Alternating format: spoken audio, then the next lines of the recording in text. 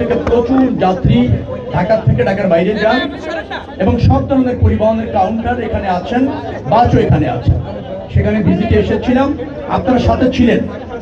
আপনারা যারা প্রশ্ন করবেন আমি জানি, আপনারা সাথে ছিলেন, কাউন্টারগুলিতে গিয়েছেন। সবাই কিন্তু নির্ধারিত ভাড়া নিচ্ছে। দুই একটি পরিবহন 20-30 টাকা আরো নির্ধারিত ভাড়ার চেয়ে কম নিচ্ছে, আপনাদের সামনেই বলেছে। এখানে পুলিশ কন্ট্রোল রুম আছে, ভিজিলেন্স টিম আছে, র্যাবের কন্ট্রোল রুম আছে।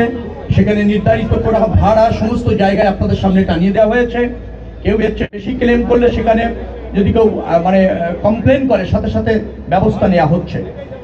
পুলিশের কন্ট্রোল রুম, ভিজিলেন্স টিম এবং র্যাবের কন্ট্রোল রুম বলেছে কোনো অভিযোগ খুব একটা তারা পাননি, খুব একটা ব্যত্যয় এখানে ঘটেনি।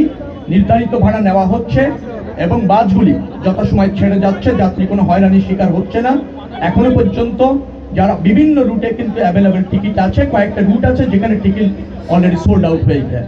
অর্থাৎ নির্বিঘ্নে নিরাপদে ঈদযাত্রা যারা বাসে যাচ্ছেন তারা এখান থেকে এনজয় করছেন, কোনো হয়রানি অথবা কোনো বিড়ম্বনার শিকার তারা হচ্ছেন না।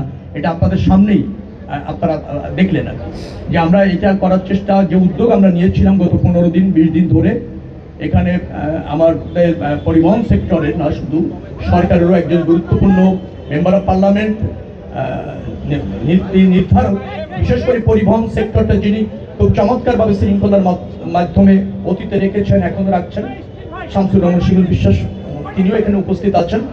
এবং এখানে বাক মানুষ সমিতির যারা আছেন তারাও উপস্থিত আছেন এবং তারা আমাদের ডিজায়ারটা জানেন, সরকারের ডিজায়ারটা জানেন, তারা সহযোগিতা করছেন। শ্রমিক সংগঠনের নেতারাও আছেন, তারা সহযোগিতা করছেন। অর্থাৎ ভাড়া বৃদ্ধি, অতিরিক্ত নেওয়ার কোনো নিদর্শন আমি এখানে পেলাম না এবং আপনাদের সামনেই সেটা পেলাম না, আপনাদের সামনেই। এবং যে সমস্ত টিম আছে তারাও বলছে যে না, এখানে ভাড়া বেশি নেওয়া হয়নি, যাত্রীদের কোনো অভিযোগ নেই, শৃঙ্খলার সাথে এই বাস স্ট্যান্ড থেকে যাত্রীরা ঢাকার বাইরে যেতে সক্ষম হয়েছে বাস পরিবহনের মাধ্যমে।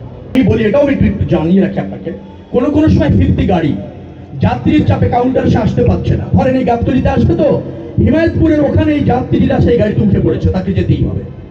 তখন এরকম ভাবে অনেক গাড়ি গিয়েছে, যাত্রীর চাপে যাত্রীরা উঠে পড়েছে, সেই রুটে চলে গিয়েছে।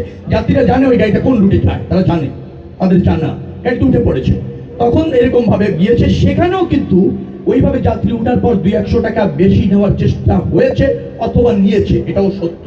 কিন্তু তখন এই মাঝপথের থেকে এভাবে উঠে গেলে আমাদের মনিটরিং করতে অসুবিধা হয়।